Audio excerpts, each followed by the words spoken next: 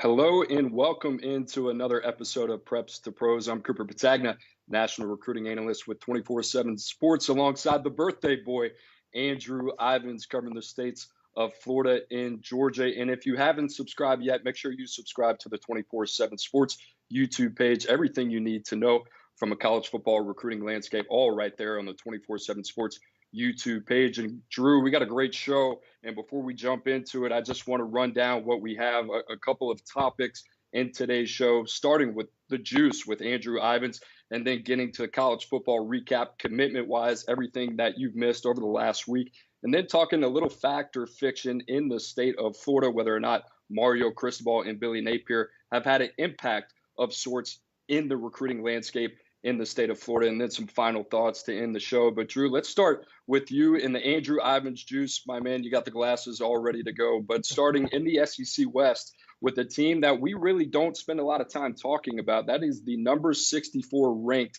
Ole Miss Rebels, now going into a quiet period, Drew, in the whole month of July. If you don't know already, the recruiting calendar dead for the first couple weeks of July. Going into July now, the quiet period, going to be a host of unofficial visitors in Oxford this coming week. Drew, what's going on in Ole Miss?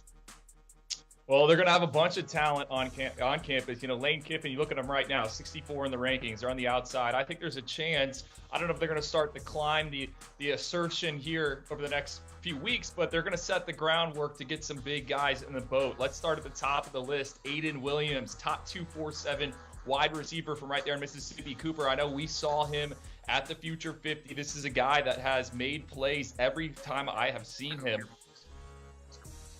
Okay. He's a guy that has made plays every time that I have seen him. First saw him at Florida's Friday Night Lights event last year. Just talking with some people in Oxford, they seem to think that he is a guy to keep an eye on. LSU's also involved in the recruitment. And then Christopher Johnson, he's going to be another visitor for the Rebels. He's one of the fastest prospects nationally, one of the fastest kids in the state of Florida, 10-4 in the 100-meter dash, multiple sub-22s, and the 200-meter dash. He was originally going to visit Texas A&M this week, and he's instead going to get get up there to Oxford. He really likes Lane Kiffin. A lot of people think Miami's the team to beat for Christopher Johnson, but I would keep an eye on Ole Miss based on what I've heard. He's kind of a utility player, a guy I think Lane Kiffin can get the ball to a variety of different ways. And one more big-time visitor for Ole Miss. I don't even think this has been reported. Tyree Adams, four-star offensive lineman, Cooper from the state of Louisiana. Talking to someone inside his camp this morning, it sounds like Tyree's going to visit Florida, he's going to visit Ole Miss, and he's going to visit LSU. No commitment date set yet for Tyree Adams, who we just made a four-star prospect, but he might try to lock in a spot in August before he starts his senior season. So a big weekend on deck for Ole Miss. All right, Drew, now let's go to another SEC West team. That is Brian Harsin and the Auburn Auburn Tigers. They are number 76 right now in the recruiting rankings. And as much as we want to talk about the 2023 class, it sounds like they might have some 2024 arms on campus this upcoming week. Yeah, interesting situation kind of playing out on the Plains. You know, Auburn doesn't have a 2023 quarterback committed, but I think by the time they start their upcoming season, they could have two 2024 arms in the boat. I think that the quarterback most Auburn fans know right now is Aaron Nolan, a 2024 guy, dual threat talent, lefty out of the Atlanta Metro. He's thrown a bunch of snaps. Cristobal's trending in the right direction there for the Tigers, but there's another quarterback to keep an eye on, Adrian Posse. He's right in my backyard down here at Miami Columbus. Big armed passer. Sounds like, you know, Auburn might be the team to beat there. I was talking with someone familiar with the recruitment. They told me that Adrian actually had Auburn gear when he was growing up as a kid in South Florida. So I think those are two arms to keep an eye on for Auburn as they try to figure this out. And Cooper, I wanted to ask you, man, you've been on the other side of the personnel game. What's it like trying to take two quarterbacks in the same cycle?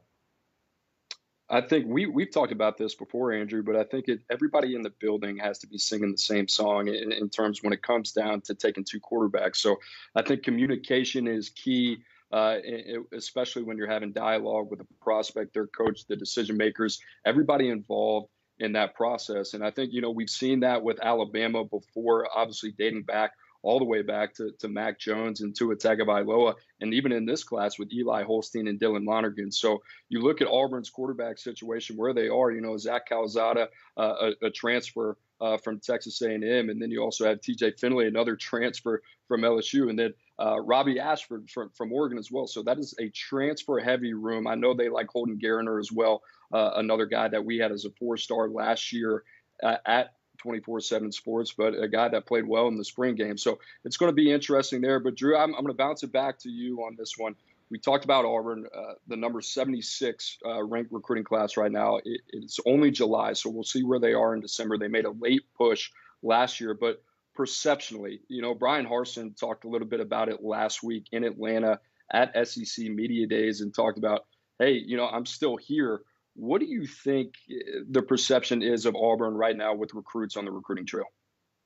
Well, I think they're definitely getting negatively recruited. I mean, you just kind of work the contacts, work the phones. And you mentioned Auburn with the kid, and they all say, "Well, is Harsin even going to be there?" That's what coaches are using against Auburn right now. But I do think, maybe some good news is on the way. I mean, they've been chipping away. Harsin, from what I've heard, just talking with people inside that program, has kind of taken a step back, and he's letting his coaches actually recruit and evaluate. He's not being super hands-on, and I think that could help produce some commitments this weekend. We just talked about the 2 quarterbacks, Adrian Posse, Aaron Noland. I think they're both on commit watch heading into the Big Cat weekend. But I think Auburn could also get some other good news as early as potentially Wednesday with a 4-star pass rusher out of the Sunshine State, Wilkie Denaud. I'm hearing he's getting really close to announcing things. Originally was going to wait during the season and take some official visits, but it sounds like his camp wants to make sure he locks in a spot. I think this is an Auburn-Florida State battle. Florida State's the current Cristobal leader, but keep an eye on Auburn here. He's got a really good relationship with Rock Bellantoni,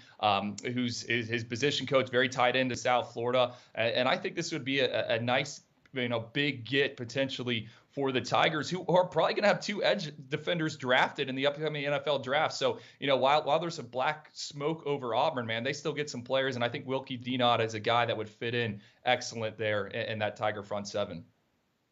Auburn in need of momentum right now. We mentioned the class ranking at number 76, only 4 commitments so far for Brian Harsin and company. But Drew, let's revisit a guy that we talked a little bit about last week, was supposed to make a decision this weekend. That ended up getting pushed back. What's the latest on top 247 linebacker Malik Bryant?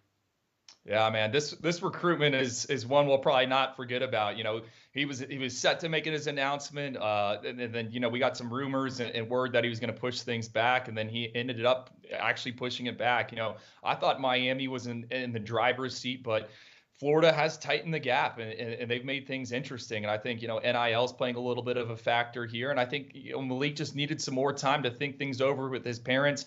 I still like the Hurricanes here. I mentioned last week on the show that his coach was close with Charlie Strong, but Malik himself is very close with Edgerrin James. And there's even some rumors that he might do his announcement ceremony as early as this Wednesday at Edgerrin James's house. And that's coming from Gabby Arrudia at Inside the U. So we'll see. Interesting recruitment. I think both schools need linebackers. Florida needs an inside linebacker. Miami needs an inside linebacker. So Malik is a wanted man, and we'll see how this thing plays out. So there you go. There you have it. Andrew Ivins himself with the new look and everything just like that. So got all the scoop from Drew. Now, Drew, recapping some of the commitments over the last week since we're on here on Wednesday. I want to start with Olas Alinen from Finland, the offensive lineman. He ends up committing to the Alabama Crimson Tide. I know that kind of came down to Alabama and Miami at the end of the day, but we've kind of seen this little bit of a flavor, international flavor, of some of these guys coming into the States and playing. I wanted to get your thoughts on this. There's about 6 guys that will run through here, and all of them are offensive and defensive linemen. Do you think this is the start of a trend of the international players kind of transitioning over to the States in football? Well, we're seeing it on the NFL side, right? NFL, they've done that the NFL Academy push there in London.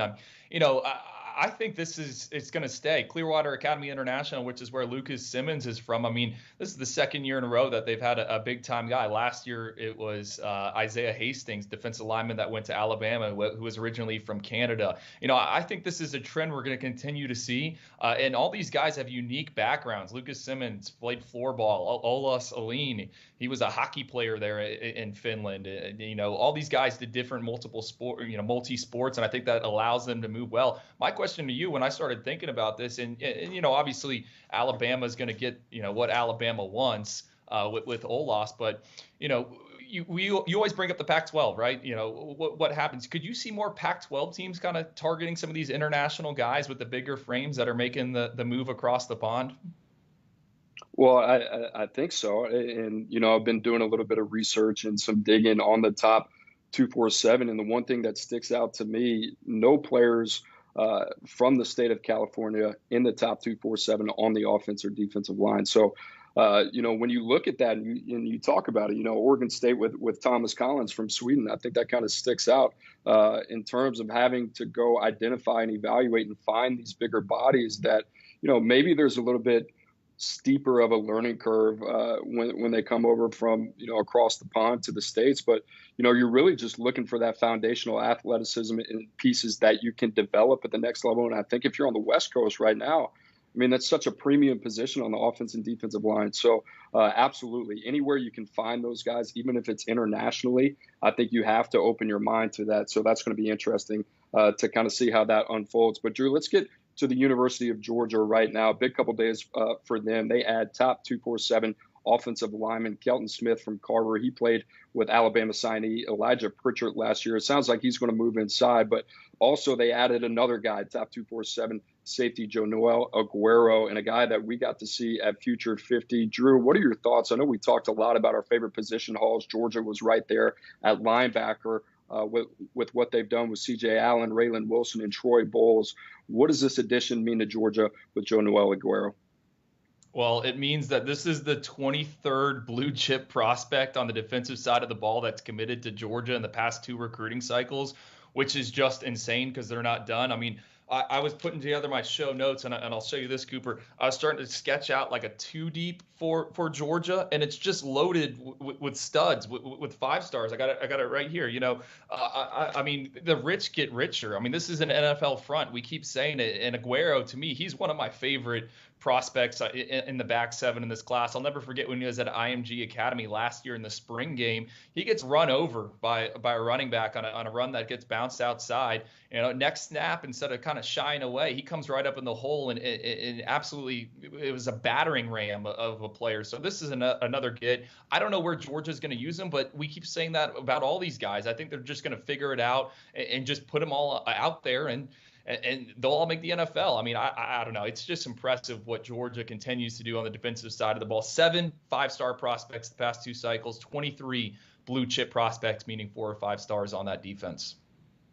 We've gotten pretty numb to it, the level that Kirby Smart is recruiting defensive prospects at Georgia. That's not even mentioning the defensive lineman, the big cat, Jamal Jarrett, that they got last week as well, and A.J. Harris back there in the secondary. But Aguero, a super versatile prospect on the back end. And this was kind of the guy that was like, not similar, but in terms of the versatility, I would say like Malachi Starks last year. And this was the guy that we were kind of heaping a lot of praise on. How's Georgia going to use him? And I think it's like you said, Drew, you just take these guys and you figure it out. But with Aguero, I think he's going to benefit playing closer to the line of scrimmage. Got to see him in Bradenton at the Future 50 not too long ago. And shoot, man, in terms of the short area quickness, change of direction, the way that he plays, you said it, I think he can match up with bigger body tight ends in the slot and bigger receivers as well. So that versatility is certainly going to be keen. And he is a heck of an athlete, 4.48 40-yard dash, 4.26 short shuttle, 40-inch vert, 10.6 broad jump. He can do it all. So athletically as gifted as any prospect in the class. But Drew, let's move on to another defender in the top 247. He pops. This was a Texas A&M battle for Malik Muhammad, but he goes off the board to Texas right now. We got to see him a little bit at the Future 50 as well. What's your feel just on what Steve Sarkisian is doing? I know we talk a lot about what they've done on the offensive side of the ball, even getting a commitment from Peyton Kirkland. We'll talk about that one in a little bit, but just your overall feel on Texas right now as they sit inside the top 5 in the 24/7 composite team rankings. I mean, they're hot, man. Malik Muhammad, not only do we see him at Future 50 where he held his own, he was on my OT7 dream team, that overtime event. You've seen the graphic right now. Derek Williams, Malik Muhammad, Jamal Johnson. These guys are, Texas is preparing to play in the SEC in a few years. And these are potentially, studs. I think so. I'm a big fan of the three, and we talk so much about Arch Manning, we talk so much about that offense, but they're also loading up on defense, and I think that's going to be key as they transition into that next conference. That's going to be important. So a couple more key commitments here. BYU adds top 247 tight end Jackson Bowers, an ideal fit for them. And Drew, I know you kind of wanted to talk a little bit big picture with BYU and Jackson Bowers. What are your thoughts on that commitment? I mean, there are not that many big bodies out there on the West Coast. So I think this is a huge get for Utah. And I was kind of going through the Utah rankings, and BYU doesn't have any of those top guys committed so far, but just talking with the College Contact back a few months ago, they brought up the fact that most of the kids in the state of Utah, want to stay home. They want to play at BYU. So, Utah's sitting, what are they, number 70 in the recruiting class rankings right now? Obviously, they get Jackson Bowers in the boat, and I think it's just a big win because that's a guy that was outside of your state borders, right? And you fought off the rest of the Pac-12 to get him. So I like the addition. I also love the fact that if you go onto his huddle, he lists his stats, and then it says a lot of pancakes. It says how many receiving yards he's got, and then it just goes a lot of pancakes. So I think it's an impressive get for BYU. He is a traditional wide tight end inline guy, 6'5", 245, a little bit of a throwback, but I like his game a lot, a really polished player, and he's ready-made. He'll be ready to go at the next level day one for BYU, so a nice get for them out there in the Mountain West region. Another West Coast school, Drew, and I love this pair of tight ends that Stanford has brought in, but they get another commitment to go with top 247 tight end Jaden Platt. They get Walker Lyons, the number 102 player in the top 247, number 7 tight end in the country. I was rewatching him this morning, and man, do I love his game. He's a versatile guy. You can do a lot of different things. He's got the willingness inside as a blocker, but he is so sudden in and out of his breaks, natural pass catcher. Kind of reminded me a little bit of Josiah DeGaro, who came out of Cincinnati. He was originally from that Folsom area, now with the Green Bay Packers. But Drew, I like him a lot. And then Texas A&M, my friend, now on the board, the number 58 ranked recruiting class. And Drew, as you said before the show, we're kind of waiting for them to open the garage and take the car out for a little bit of a walk. And now here they are. They get New Jersey top 247 offensive lineman Chase Basanis. He's now in the fold for the Aggies. Drew, where do you think the Aggies stand right now in terms of what's ahead of them on the recruiting trail?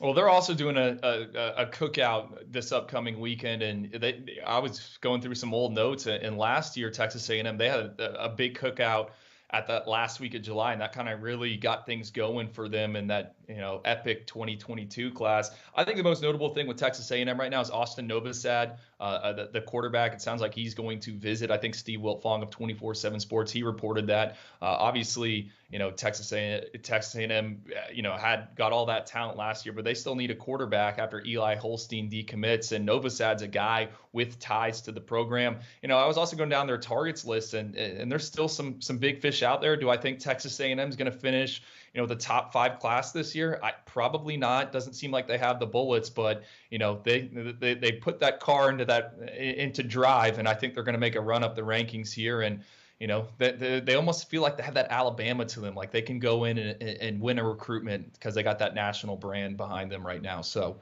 we'll see what happens. Top 10 of the recruiting rankings, as you see right there, starting to shape up, and a lot more familiar faces. It wasn't too long ago, Northwestern, Pat Fitzgerald, Louisville was in there. Cincinnati was making some noise, and all 3 of those programs have been doing a great job this year. They are now outside of the top 10. But Drew, let's turn our attention to a couple new faces in the state of Florida. Billy Napier, Mario Cristobal. I kind of talked about this on Twitter a little bit. I got a lot of interesting feedback. The folks on Twitter are always so polite when they want to have a dialogue or a conversation. But let's talk a little bit about this, a little bit of a fact or fiction kind of segment. I posed the question, or really kind of the statement, you can take it anywhere you want to go, that Billy Napier and Mario Cristobal have made life a little bit more difficult for the usual suspects. And in this case, I'm going to say that's Georgia, Alabama, Ohio State. Drew, kind of where do you stand on this topic? So I want to go fiction, right? I don't think so yet. I think Alabama and Georgia, they're gonna get theirs. I mean, you look at the numbers the past few years, past 5 cycles, Georgia's taken 23 guys from the Sunshine State. Past 5 cycles, Alabama's taken 23 guys. So I think Kirby Smart, Nick Saban, they're gonna get their guys, right? And I always go back to 2 cycles ago, Keanu Coate, kid committed to LSU. Alabama comes in 11th hour right before signing day, flips him to where he is. So I don't think Mario Cristobal and Billy Napier have really hurt those two, but I do think that Billy Napier and Mario are making things difficult for a few other programs. And Cooper, I wanted to ask you, I mean, where do you stand on this? Because I know you got a ton of different reaction. I'm not worried about Alabama. I'm certainly not worried about Georgia in the state of Florida. I do think there are some other programs out there, and we can get into it, that are feeling the effects of what Billy Napier is doing and what Mario Cristobal is doing.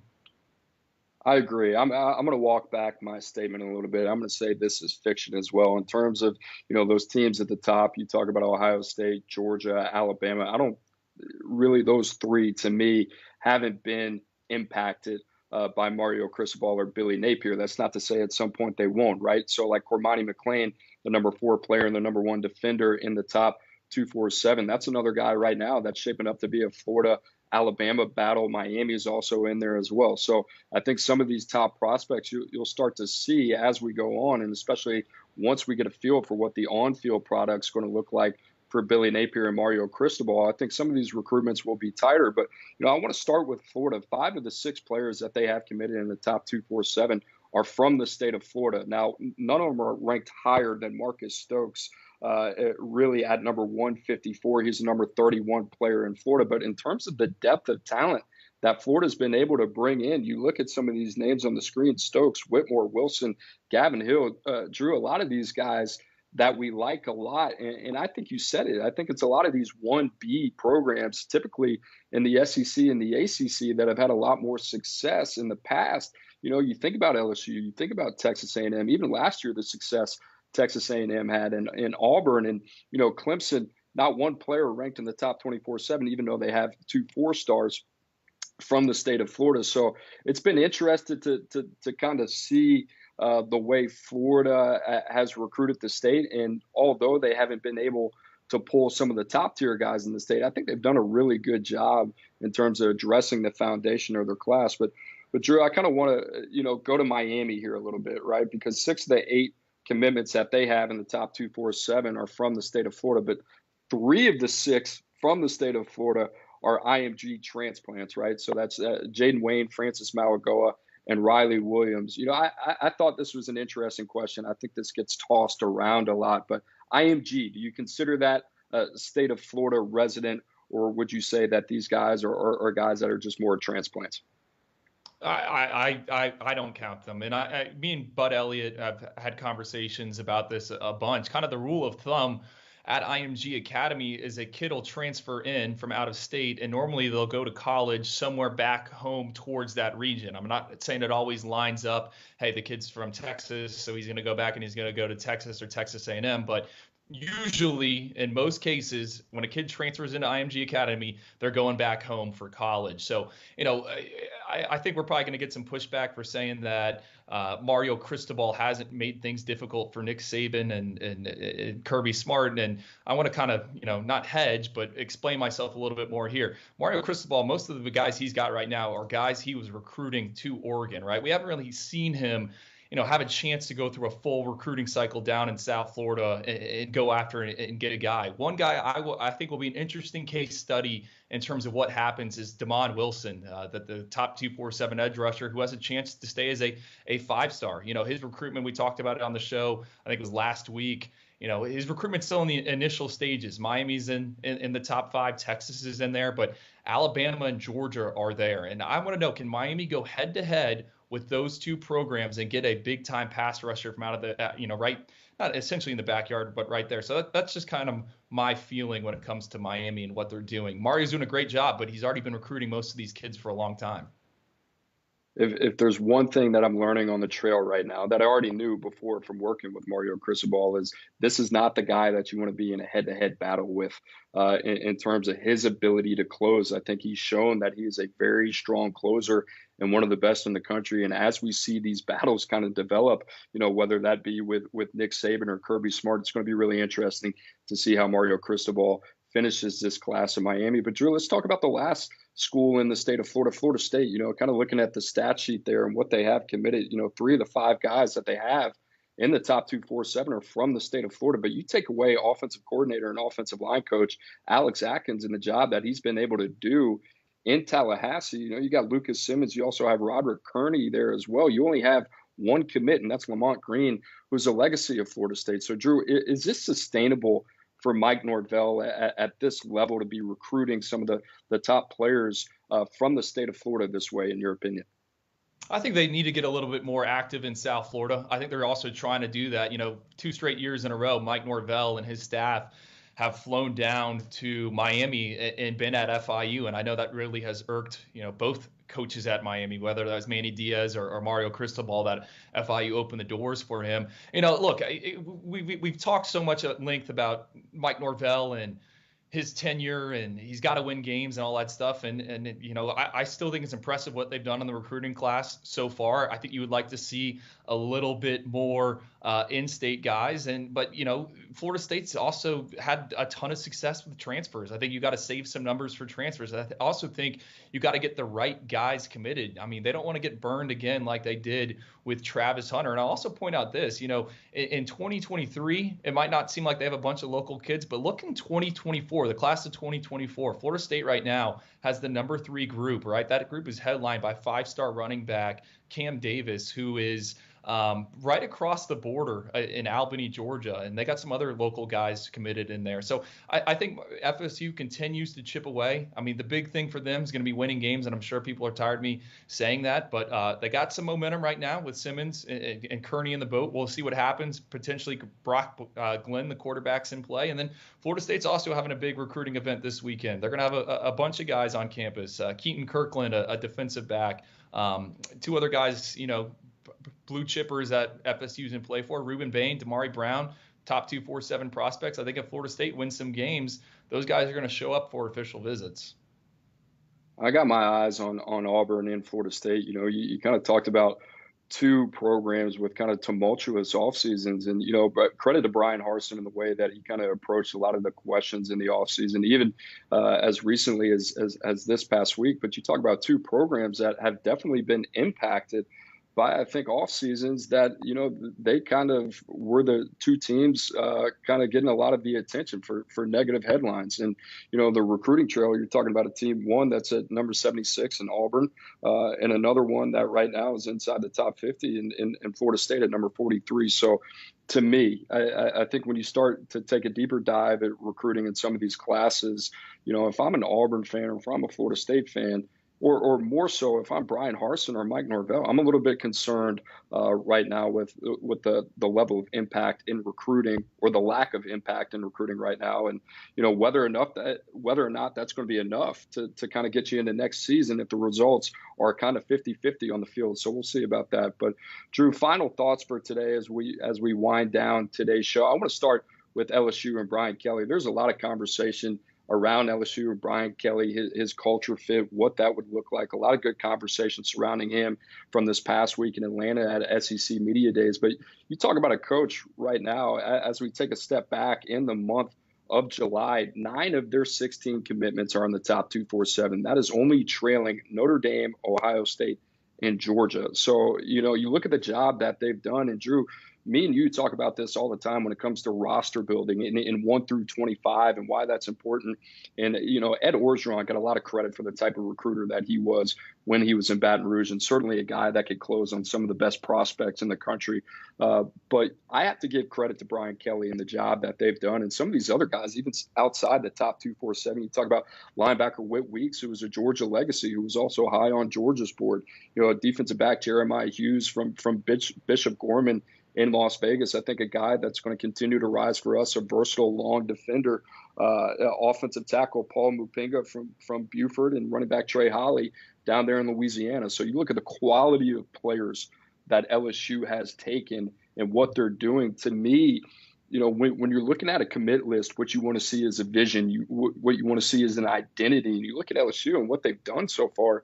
There's still a couple guys out there that they're standing in a really good spot for. Top 247 offensive lineman is Lance Hurd out of Neville in Monroe, and also Baton Rouge and local product, top 247 receiver Sheldon Sampson. So you look at what LSU's done so far, it's kind of interesting to kind of see what the rhetoric was not too long ago and seeing where they are now. I think if you're an LSU fan, you got to be pretty happy with where they're at. But Drew, your final thoughts on today's show?